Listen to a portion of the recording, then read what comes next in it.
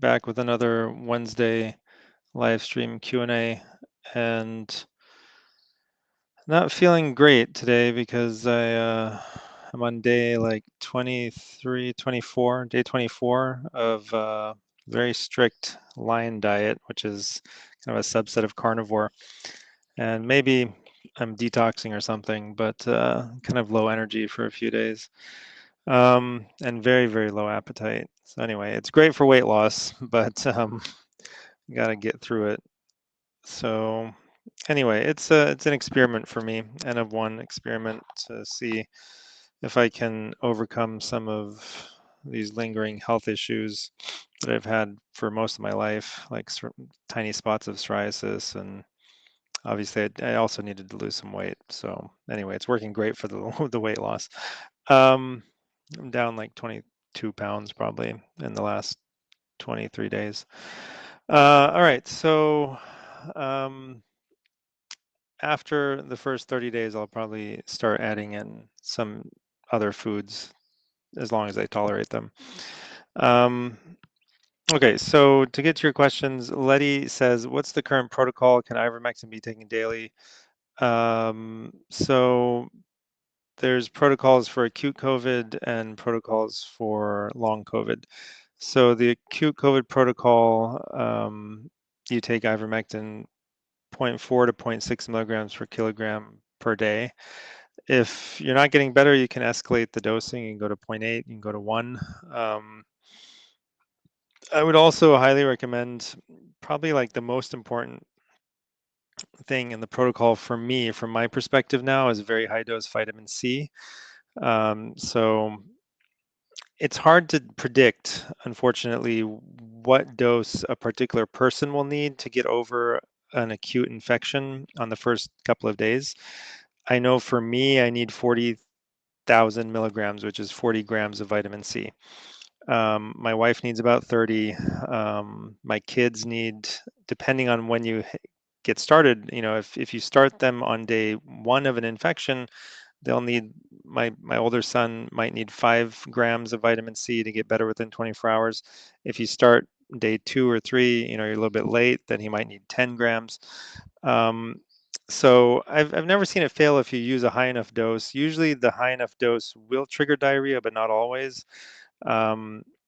Overshooting isn't necessarily harmful. I mean, there's people have taken 100 milligrams of vitamin C IV, 150 milligrams of vitamin C IV. So what gets absorbed into your blood comes out in your urine, most of it, and what doesn't get absorbed, because you do overwhelm the absorptive capacity of your gut when you take 50 grams, will dump into your large intestine and will act like Miracle-Gro for bifidobacteria, and that may be why it actually works when it's taken orally at high doses.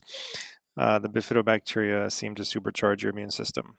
So you're not holding on to a lot of it, right? So I don't think that there's much risk at all to overdoing it. So if you want to err on the side of caution, probably going higher is better than going lower. IP6 gold is another thing that some people have told me works really well. So 1.5 scoops every 4 hours until your symptoms are resolved.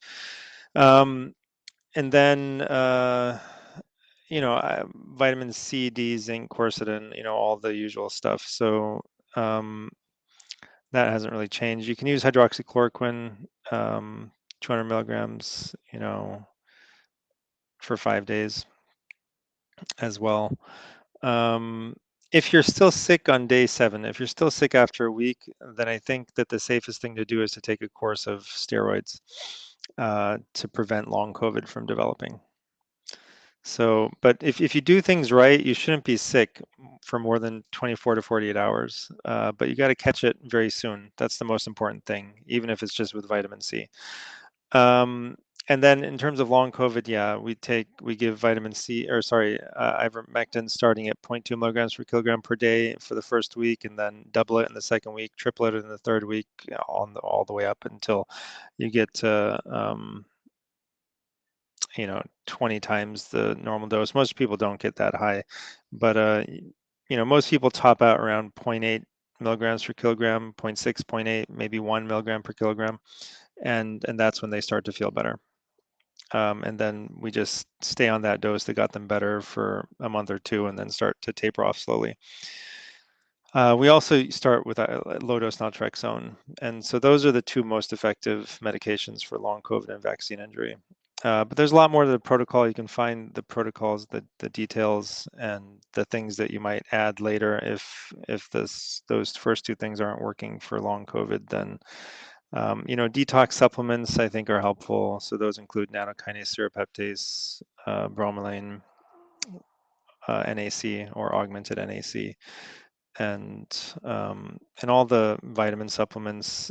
They're most important for people who are low. So if you're able to check nutritional status, and if you've been taking zinc for 2 years, then somewhat likely that you have copper deficiency. If you've been taking vitamin D and no other fat soluble vitamins for 2 years, then it's somewhat likely that you have deficiencies of the other fat soluble vitamins like E, K2, and vitamin A.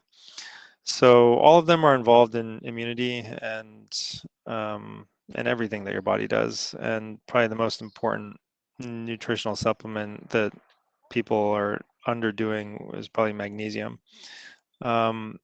So, and magnesium is involved in basically everything in your body.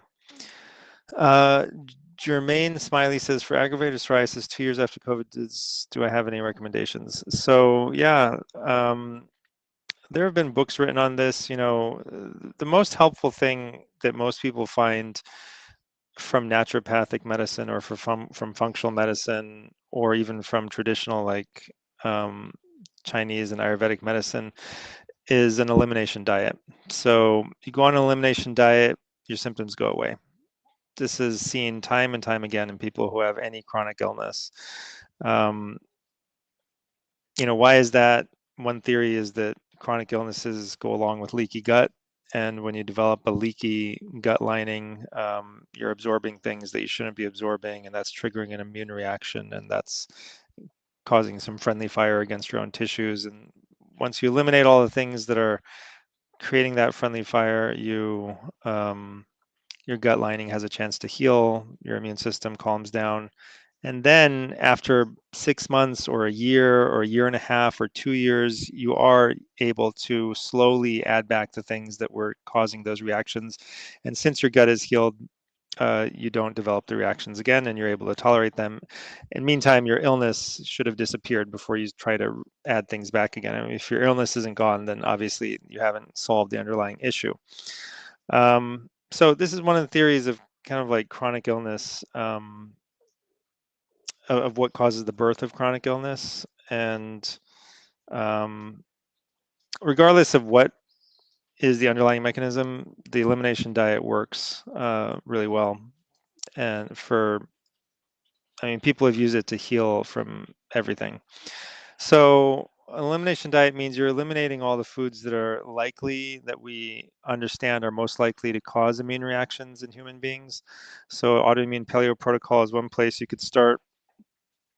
Who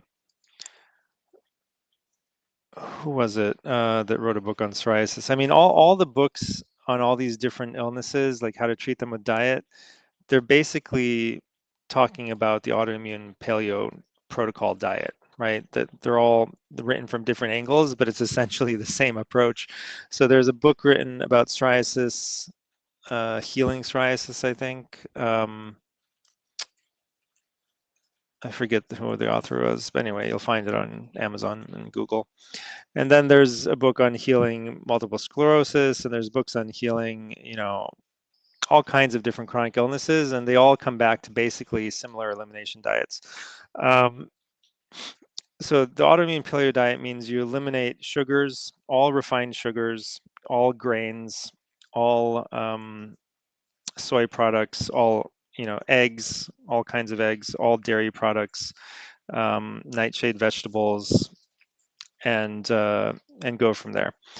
Some people might eliminate foods high in lectins and oxalates as well.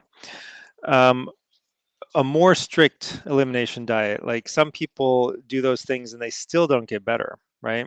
So most people will eliminate those foods and they will get better. But then there's a subset of people who don't get better unless they eliminate all plants, all vegetables, all fruits, and go down to meat. And there's some people who don't even get better with just meat. So plants that have one stomach, like chickens, seem to concentrate some of the plant toxins within their tissues, and some people have to eliminate everything but ruminant meat. And some people apparently, especially some really tough cases of autism, seem to have to eliminate all food except for bone broth. So this is called the GAPS diet. Um, so yeah, I would start with probably the AIP. But you have to, in order to make this work, you have to really study yourself in a sense. You have to conduct experiments on yourself, try to hold things the same except one variable that changes.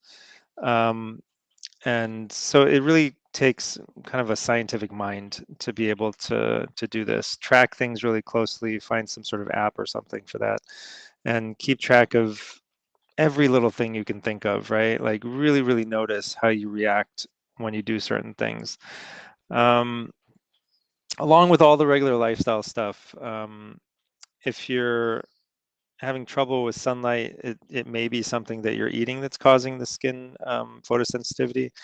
Uh, and so oftentimes people, when they eliminate the right foods, will find that they're not photosensitive anymore. So sunlight is very healing. Try to get, fix your sleep, fix your sun exposure, get grounded, fix, other things in your life that could be contributing to the psoriasis, do some detox, and get like a good combo detox supplement, take it 2 hours after your last meal. Consider doing things like plasma, donation, maybe hyperbaric oxygen therapy or just home oxygen therapy to stimulate stem cells. All of these things can help. So really, like, getting better from any chronic illness just boils down to removing all the things that are toxic in your body and ongoing toxic exposures, and then giving yourself all the nutrients that you need. So checking nutritional status can be really helpful. If you have somebody who can evaluate your genetics, your full deep sequence genome properly, then they can sometimes find little idiosyncrasies of metabolism that might point to some solution. So if your mitochondria can make enough energy, they can usually overcome most problems. So one of the most fruitful approaches is to focus on energy metabolism in your body and find what little tweaks you can make to really ramp it up really high. So really, this is the approach to all diseases. There's a common approach to healing all chronic disease, and it begins with eliminating, the things that are harming you and giving your body everything that it needs, and then waiting. And you sometimes need to continue for a few months before you see a change, especially if the disease has been there for a long time. Manveer says, what's causing the hypertension even at rest and when standing? How do I treat it? So it's autonomic dysfunction. This is inflammation of the autonomic nervous system. It may be a problem with your vagus nerve and your sympathetic nervous system. So again, I mean, the answer is always the same. If this is due to spike toxicity, then detox and treatment with things that help to balance the immune system, like the ivermectin, low-dose naltrexone. The usual approach would be like eat a lot of salt, which is not fixing the underlying problem. Probably it's just eat a lot of salt, put some like stockings on your feet, and all kinds of things to force your blood pressure to go up by some other means, right?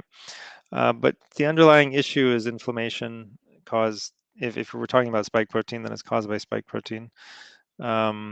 And a stellate ganglion block might help reset things for you. It works for some people. Getting outside in the sun, certainly not going low salt, getting plenty of salt would be beneficial. And there's things like mitogen that might help, in the short term to just force your blood pressure to go up. It kind of depends on how low the blood pressure is, though. So, I mean, it could be other things too. It could be inflammation of the thyroid. It could be, adrenal problems. So there's a lot of different interconnected pieces that uh, are used in our bodies to keep our blood pressure up. And Manveer also asks, what's causing vestibular inflammation? So if we're talking about spike protein, then spike protein is causing it. If you have vestibular inflammation, it's an assumption. Um, so, another assumption would be that your vestibular system is working perfectly normally, and it's just the signals are not being interpreted properly by your brain. So all the wiring, all the sensory, apparatus, the wiring, and everything is working fine, but but the interpretation is off. So it's hard to say. We can't peer inside your vestibular system and see if it's actually inflamed. But if it is inflamed, then it's likely spike protein related inflammation. So yeah, there's still a lot we don't know. What we do know is that there's levers we can pull that will correct this thing. The lever that no one who listens to me actually uses is mind body medicine. So that's a really powerful lever, but I don't know, it's either too expensive for people or they just don't believe in it, or I don't know. So that's a very unused lever, and it's an extremely powerful one. The people that I've talked to who work in the mind body space, they've been able to heal people from long COVID, and they did nothing other than working on mind body medicine. So if you're not interested in mind body medicine, then you have lifestyle, you have supplements, and you have medications, and those all work as well. So Tanya says, I never got to hear his reply to my question last week when he switched to the other site. Please, how to fix the brutal insomnia. Yeah, and anyone can go to the other site, and it's not like paywalled or anything, at least for the first 24 hours. You just go there and click at the top to live stream, and you should be able to see what I'm talking about. So how to fix the brutal insomnia. It's either I sleep only 4 hours, or sometimes I go 2 to 3 days on nothing. I know sleep is important for healing. Also, I have POTS issues. I know about salt and hydration. My AM cortisol is low. How do I fix this? So the other thing is that you can just register at mygotodoc.com for free and ask this question, and we'll send you a write-up, right? So um, the I mean, there's a lot that you can do, right? So sunlight, get up at dawn, watch the sunrise, and stay up for 30 minutes in full sunlight. I don't care how cold it is, just stay there in the sun, even if you have to wear 17 layers of clothing. Stay in the sun for 30 minutes. The sun rays go through clothing, they'll enter your body, and they'll help to set your circadian rhythm. Eat also within an hour of waking up. Have your breakfast, and then no lights at all after sunset. So do not turn on a single light in your house at all. Do not look at your phone screen. What this means is that before sunset, you have to get done. You have to finish everything up. You have to have your dinner. You have to brush your teeth. You have to put your pajamas on. You have to be ready to go to sleep. Okay? Everything is done before the sun sets, and then you're going to have like an hour and a half of some light, until it's full dark, until it's full night. And during that time, don't read a book, don't do anything, just relax, maybe do some stretching, maybe talk to somebody about something that's not upsetting. Make sure that everyone around you understands that we're not going to have any serious discussions after sunset. All right.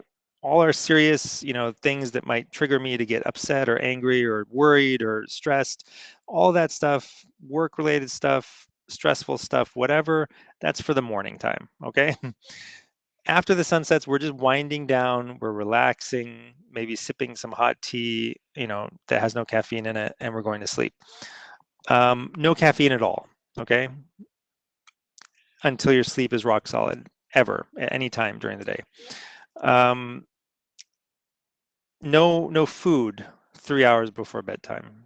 Um, and and you got to have some sort of like stress management protocol that you use to help to fix this cortisol issue. Spend as much of the day outside as you can and be exposed to as little artificial light as possible, and be exposed to as little sunlight passing through window glass as possible, because all of this is screwing up cortisol levels. All right. Um, so cortisol level will go up when you're exposed to blue light in the absence of UVA. And that's what you're being exposed to by artificial light. That's what you're being exposed to by light filtered through glass. So that will help to correct. Your cortisol is probably too high at night, right? It's low in the morning and it's probably too high at night. So uh, do those points on the ears that are, they're Tim Goetsch tweeted them out. I retweeted them.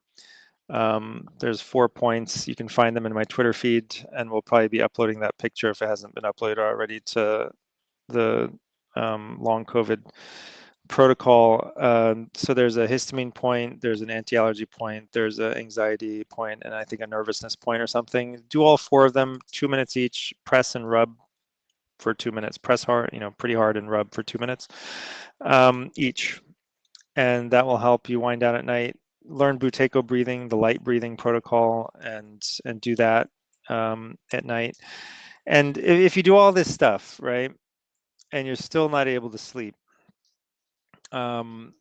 you also need to keep your room pitch black, right? There should be no light in your room from outdoors, and as little noise as possible. Even if you need some sort of like artificial noisemaker, like run the AC or have like a white noise or something, or the sound of like water running or something to drown out noises that are bothering you. And sleep alone with no one else in the bed. Um, and sleep with your electronics in the other room. So get a alarm clock that is like mechanical or something, has no light, and your phone and everything is outside. Turn off your Wi-Fi. Some people have become very sensitive to Wi-Fi. Just turn everything off, all right, except for an AC if you need it to cool your room. And then if you do all that and you're still not sleeping, get some Mulungu bark from Anima Mundi Herbals and start off with very low dose and see how you react, and gradually go up as needed. If you go up too quickly or you take too much, you'll get some side effects like headaches, maybe some stomach upset. But you can find a dose that's like just optimal. It's very, very strong stuff. Once you find the right dose, it just like puts you down. It's like, it's very, very, it's a strong sedative hypnotic herb. So you can start maybe half a teaspoon to a teaspoon, and you can go up to 9 teaspoons,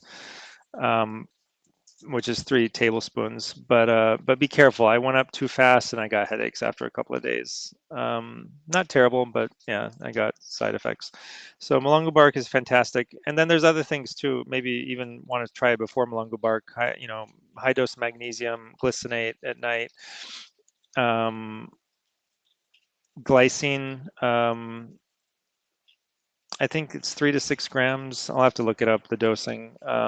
Chris Masterjohn talks about this, using glycine to help people sleep at night. There's a number of different things, but the Mulungu bark's really powerful stuff. And people sometimes, usually, they underestimate how much magnesium they need. So you might need a gram of magnesium, you might need more. So you just gotta play around with it and see how much you need specifically. But it's really, just going straight to the Mulungu bark is what most people listening are going to do. Don't do that.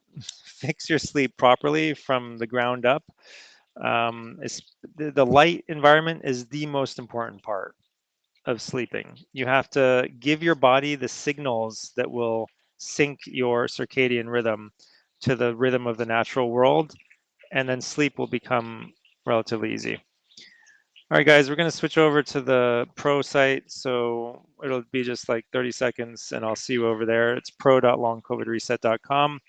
Again, at the top, it should say live stream. Just click that. You can see the live stream for the next 24 hours. So just head over there if you're watching, and you should be able to watch the rest of this for free. All right, see you in a minute.